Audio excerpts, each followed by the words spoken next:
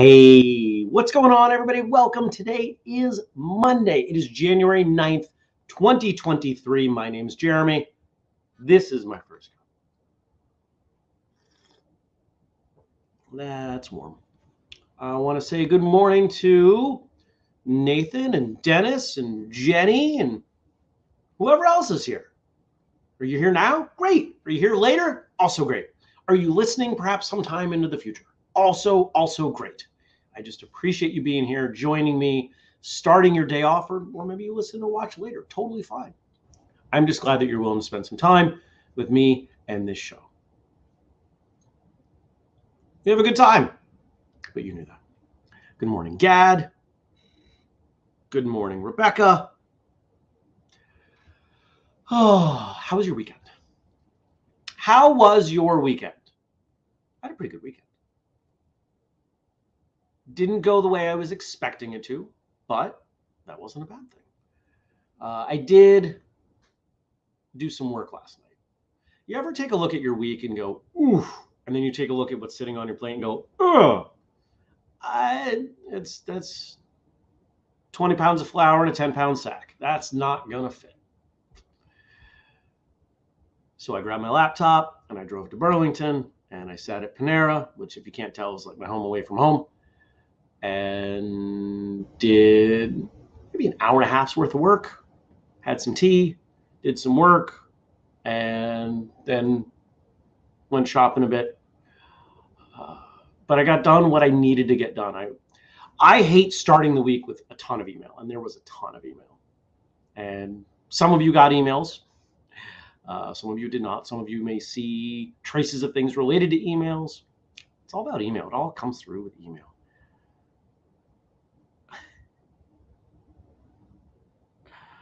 Good morning, Brian.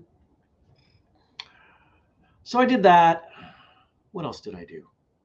I did some stuff around here. I slept in. Watched a bunch of TV, movies. I'll tell you what, there's a movie I wanted to tell you all about, because as I was watching it, it was about halfway through before I realized the significance. So there's an actress, Allison Janney. You may not recognize her name, but you know who she is. She's been in a bunch of stuff. There's a movie on Netflix called Lou. And Allison Janney stars in it. And if you don't know who Allison Janney is by name, she's in her early 60s. She's been in a bunch of sitcoms. She's done a bunch of voice work. And you might think, oh, was this a drama or perhaps a comedy? No, this was an action film. There's a movie on Netflix where a woman in her 60s plays the protagonist. And she is badass. It's a good movie. It's not great, but it's a good movie. And more so, I was really impressed that somebody somewhere along the line was willing to kind of break stereotypes. We've seen them over the last few years. We've seen far more women taking leads in action films, and I think it's great. This one pushed, and it worked. And so it just, for every movie we get with Liam Neeson kicking the crap out of somebody, yeah, you can have somebody like this doing it once in a while. So I hope you check it out. It suffers from the same problems just about every other action film does, where you're watching and you're like, come on, really? There's some moments like that. But overall, I thought it was a really good movie. Jenny says she's in 10 Things I Hate About You as the principal. Yeah, she plays the mom in Mom with, what's her name? I forget who the other woman is. I gotta sneeze. So check that out. I thought that was cool. What else? I continue to plug cameras and other things into the new network. I've got what? I think I did that one. 1, 2. I think I've got like 4 or 5 left that I got to switch over. I'm going to do some more of that this morning, because not all of them go quickly. Some of them go very slowly. Jenny says, I think I might check it out if I can get through the oof on my proverbial plate. I understand that. Gad says he spent most of the time in front of the computer finishing his YouTube video. Luckily, the 30-day challenge was there to provide relief from a sore behind. Ha! Well, it was more of a distraction than relief, because if it's relief, then you might be doing it wrong. Dennis says he watched the original Star Wars and scoffed at all the inconsistencies with the new Obi-Wan series. Careful. You might get some hardcore fans riled up. I don't know. They might dismiss the new Obi-Wan as not canon. Or they might call reference to a passage in some book that was written 30 years ago that you didn't read, that makes a very subtle allusion to how both things can happen. Star Wars is intense. They are so intense. When was the last time I watched those films? A year ago? 2 years ago? The original trilogy is the only one I really care about. The prequels and the sequels, 1 through 3 and 7 and 9, they don't really do it for me. They miss that magic. There's a magic in storytelling, and that's what Star Wars gets right. Obi-Wan was a good show.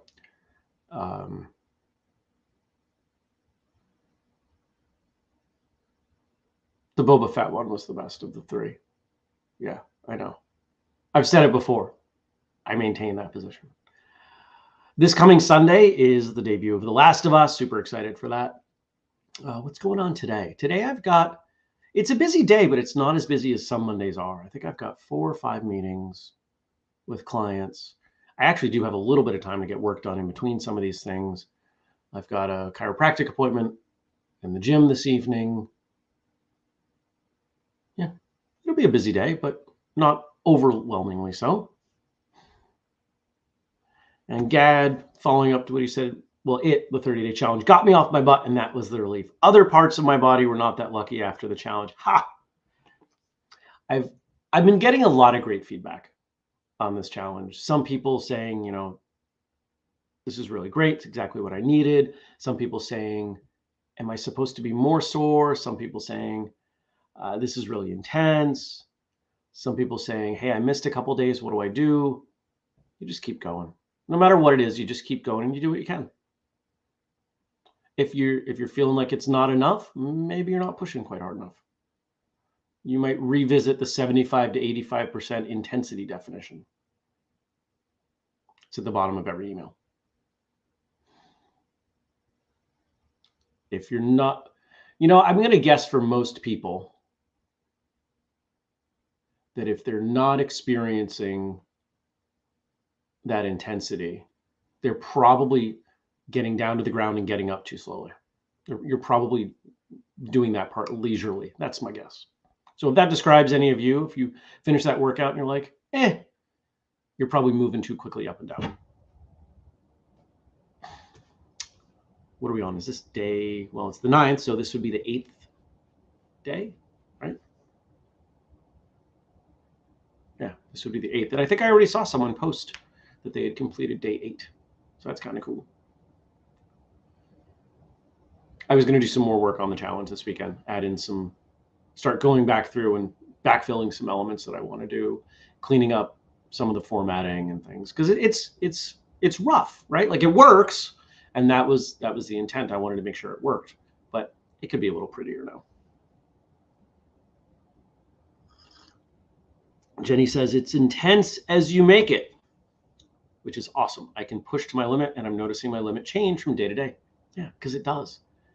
If we were to somehow catalog all the things that determine where we're at physically for the day, it's a very long list.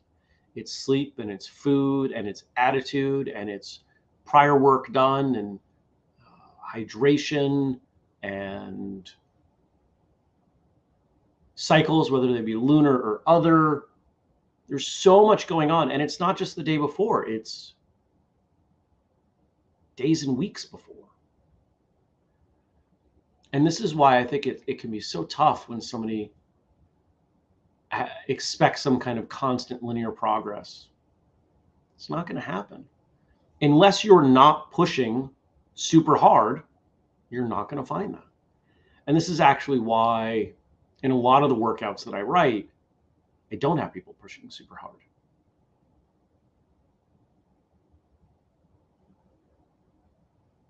There you go. You're welcome, Jenny.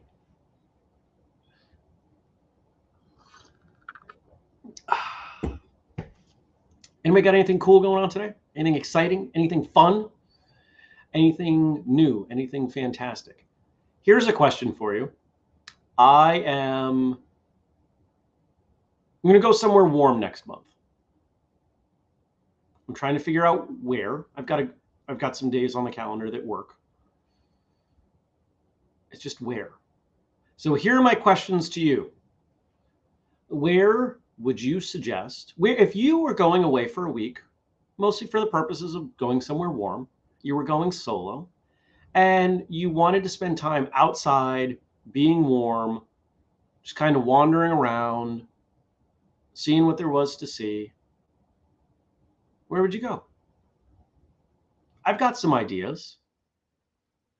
There are a few places on the list, but half of the list is places I've already been because I'd like to go back. And I keep going back and forth. Do I go back to Belize? I had such a great time last year. But do I go to a different part? Do I stay on the other island? They're not really islands, they're keys. But anyway, do I go back there? Do I go to somewhere like New Orleans? Because I've never been. Do I go to Savannah? Because I've heard wonderful things. I've never been there. Do I go to Biloxi? Because no one ever goes to Biloxi unless you live down there. Biloxi, Mississippi, for those of you who don't know. Do I go to Cancun? Because I'll be around plenty of people. I don't know. And this is why I don't take more time off. Not because I can't, but because it's so stressful to figure it out.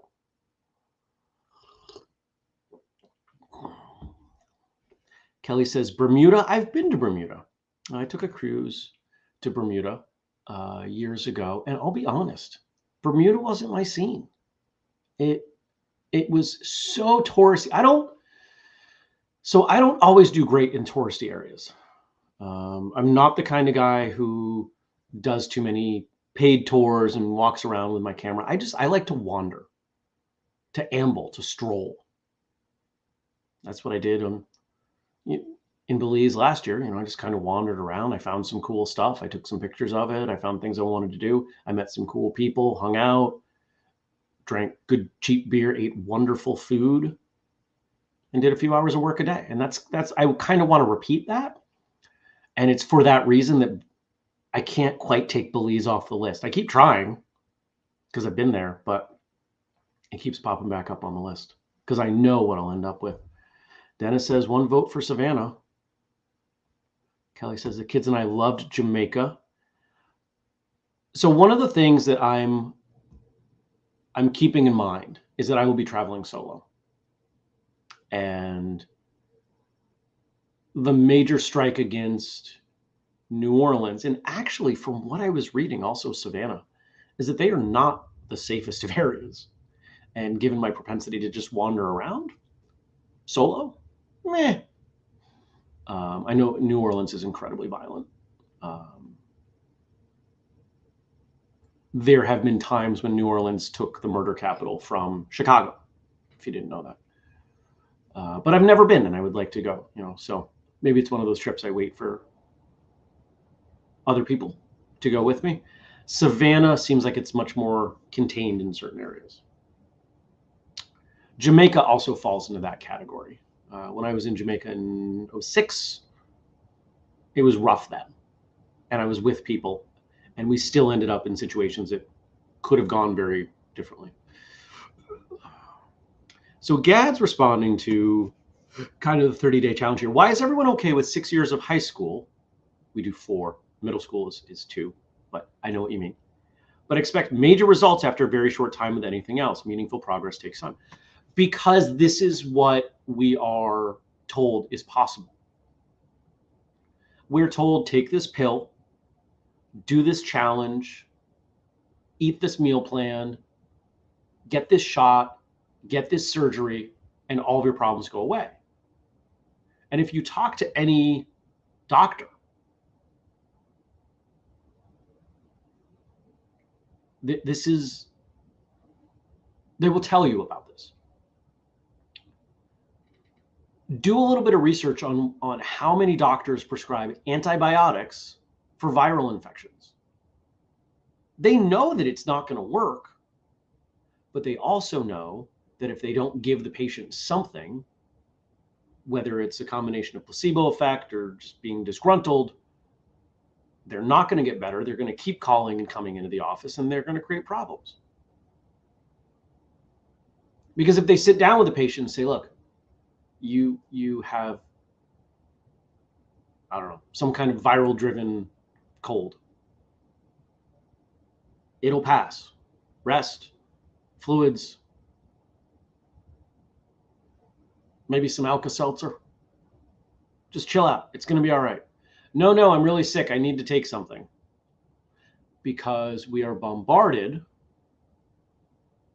with messaging that the solution to all of our problems is just a month away or a pill away. And people believe it. I had something interesting happen yesterday I'm going to tell you about. Dennis says, Gad, 12th grade was the best 3 years of my life. Andy's suggesting Route 66. Now that is an interesting option. I think I would need more time. I love road trips. But that feels, because for those of you who don't know, Route 66 travels along the south of the country. And to get there would be days. Even if I was being aggressive with it, it's 3 days to get there. And I'm trying to do like 8 days. I could push it to 9. I don't want to go more than that.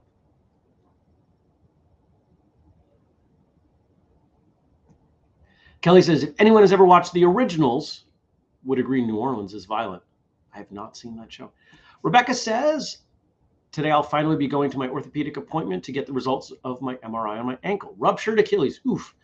I don't like warm weather myself. I know I'm in the minority, but to each his own, right? I hope wherever you do end up going, you have a great time. Well, thank you. I appreciate that. So here's something that happened. I was at Panera. I was done, had my bag on, went to the bathroom. Now, when I use the bathroom, I do something a little different than most people. I wash my hands beforehand. Okay.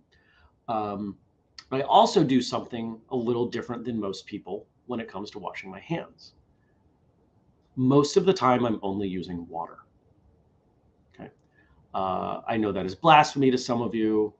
However, the more I've gotten to understand the way the microbiome works, bacteria works, etc., the more I've come to believe that we over-sanitize our bodies. I also generally will use hand sanitizer when I get back into the car after being somewhere. So it's not that I don't at all, but constant hand washing with soap is not a thing that I do. So I go in, I wash my hands, there's someone finishing up, and he turns around and he's looking at me while he's putting his pants all back together. And he starts lecturing me on the way I'm washing my hands. And I'm absolutely dumbfounded that this person has the gall to do that. He said, I'm a certified medical professional. So what does that mean? Not a doctor, because you would have said doctor. LNA maybe? That's my guess. And he's going on and on. And finally he moves, because he's not a small person, taking up more space than necessary. And I start doing my thing. And he's still talking. And he pauses, and I just said, thank you for your opinion.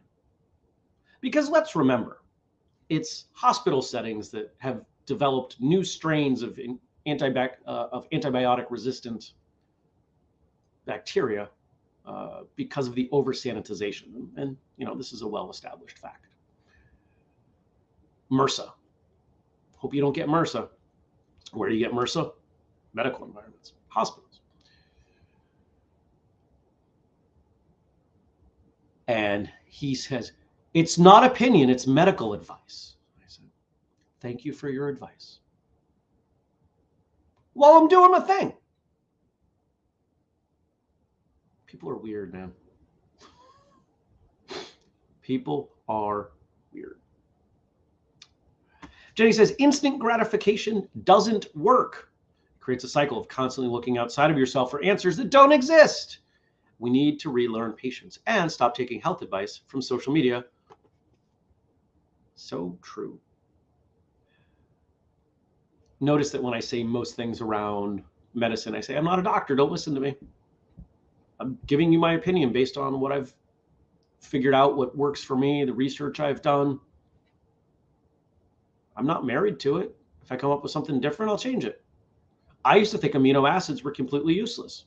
Then I read some new stuff about amino acids, and I'm doing some experimentation with myself on amino acids and think that they're working pretty darn well at higher doses than I was ever taking. And Gad says, you are so right. I have the same issue when people want to learn Chinese. When I tell them the amount of time they have to spend on practicing the characters, they are quite disappointed and disillusioned. Those learn such and such language in 3 months videos are unrealistic and a bit irresponsible. You can learn some. You can learn some vocabulary. After, I think, a 2 or 3 year break, I'm back into Duolingo. Some of you may read between the lines of this. Duolingo is part of my morning routine, which means I'm doing it every day, which is great.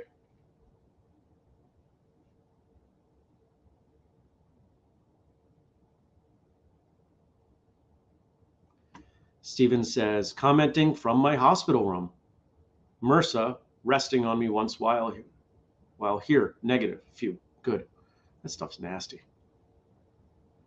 Jenny says, it's fine to see something on social media and have a curiosity, but do your research, talk to trusted professionals, etc. And I put something up on Facebook, was this Friday, Saturday, kind of on this subject. This idea that we offload so much of what we think and believe and take from to other people. And there are times where we have to do that. If you don't understand the subject, if it is too weighty for you, the fact that you don't quite have the time to research everything. Years ago, I put up something saying, we can't expect medical professionals to know everything that changes because they don't have enough time to study all the new stuff coming out. It's overwhelming, right? So there's a balancing act between doing your own research and finding trusted sources that you can use. I have a number of trusted sources. Why are they trusted? Because periodically, when they make a claim, I'll go investigate it. Are they still being accurate and truthful? And sometimes there are some things that are a little bit different. There's this one person that I listen to their podcast. I really like them. And once in a while, they'll come out with something and I go to investigate and I'm like, So what's that turned into? I more or less believe them. But I'm not going, if there's something, the more significant something is that they say, the more likely I'm going to go try to verify it. And that happens in health and politics and everything else. And if you look at the majority of the world, nobody does their own research. Nobody goes back to data. Over the last few years, there are things that I don't talk about these things on this show, but there are things that I have said to people in person because they have made claims, and I've said that the data doesn't back that up. I've looked at the data. Here's what the data says. Oh, yeah, well, and they don't know what to say because their opinion is a regurgitation. That someone told them to think this, so they think this. I think that's dangerous. Because they don't even realize that that's why they think that.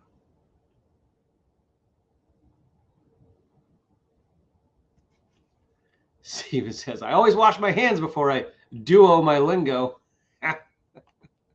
So many ways we could go with that. Look how much chatting we've done. This is great. I'll let you keep rolling there. Frank did send us some stuff over to talk about, and I want to get to that. it's right here. Yep. Thank you as always to Frank for all that you do. Have a call with Frank on Friday. And thank you to Josh for our theme music. Thank you to Denise for the audio feed. Today is International Choreographers Day. Didn't know they got a day, but I'm glad they do. So here is part of an article on the practice of Wai Kru in Muay Thai from punchitgym.com. All right. In Thailand, the home of Muay Thai, no Thai fighter ever climbs over the ropes and into a boxing ring to fight Muay Thai without respecting traditions and many of the oldest and most important rituals of the sport. These include, for example, wearing flower garlands, a mongkon, and a gym or stadium robe when entering the arena, and the performance of a traditional and beautiful pre-fight Wai Kru and Ramoi. I'm sure I'm butchering the pronunciation on this. Just bear with me. Most, if not all, Thai fighters make this ritual a central part of their pre-fight preparation too, using the flow of movements and positions and the accompanying music to help them relax their nerves, warm up their bodies, mentally focus, check out the boxing ring, and get a better feeling for the stadium's energy. So what exactly is Wai Kru and what does it mean? Wai Kru is a ritual ceremony performed by Muay Thai fighters directly before engaging in battle. It is composed of two distinct parts, both specific to the sport of Muay Thai. Performed to live sarama music. Wai is the name for the traditional Thai greeting, where Thais put their hands together and lower their heads as if in short prayer. I believe that's this. I've seen that before. Kru is Thai for teacher. So the meaning is simply a thank you and blessing to show deep respect to one's coaches, gym, training partners, and family. And I'm going to skip to the last paragraph. Whilst performing these traditional pre-fight rituals, Muay Thai fighters wear handmade sacred headbands known as mongkon and braided armbands known as prajards. These are treated as holy by the gyms and their fighters that wear them. They are individually designed and handmade, blessed by a monk, and each have their own unique meanings, history, and mystical powers associated with them. In general, all these factors relate to protecting the fighter in battle, willing him on to win, and helping him come out unscathed. In the Western world, we would call them lucky charms or talismans.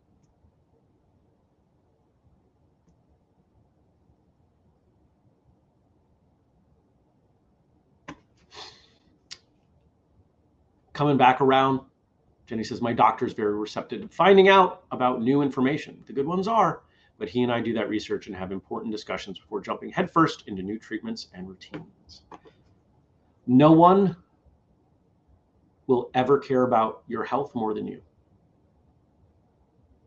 If you do not care about your health, your doctors will not care about your health. You will be a number to them.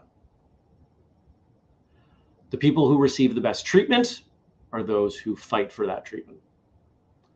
The people who are the healthiest are the ones that make it a priority.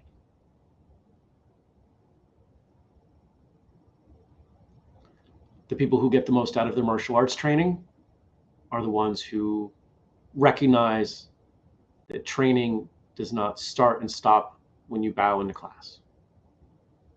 It's what you do, it's what you read, it's what you listen to. It's who you talk to. It's how you act. It's whether you practice. It's a million and one things. If martial arts is important to you, that should show up in your life. If it doesn't, it's probably not that important to you. That's okay. I'm never going to tell someone what should be important to them. Your why is very personal. But if you say that it is important, it should be obvious. You should be able to tell.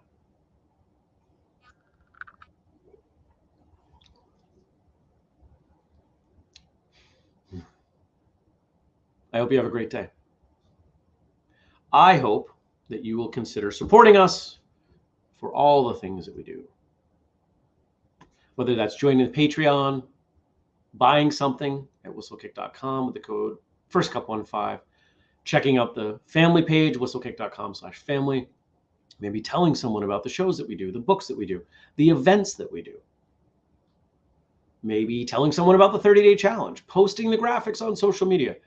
I bet if we spent enough time, we could come up with dozens of things that you could do to support our mission, to connect, educate, and entertain. And even if you do just one of them once in a while, I am immensely appreciative.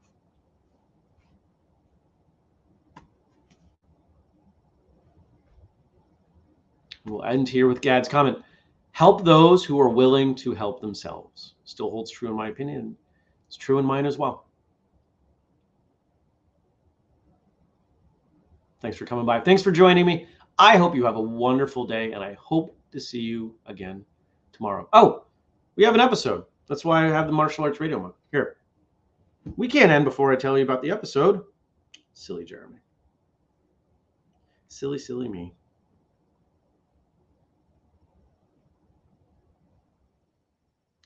Someday. Oh, today's Dan Sands. Dan Sands is another one of these examples where I feel like he and I are very similar. And so because of that, we had a great conversation. He does some marketing and some audio video work. He's got a YouTube channel, and we had a great time. The heart of this conversation, or I should say one of the threads, and some of you are going to relate to this very strongly, has to do with kind of having to start over, new instructors, new curriculum. And what I love about Dan's attitude is that he takes it as a challenge, not a stumbling block, not a suppression. So check out that episode today. What number is that? 778. Available everywhere. Enjoy. Take care, everybody. Peace.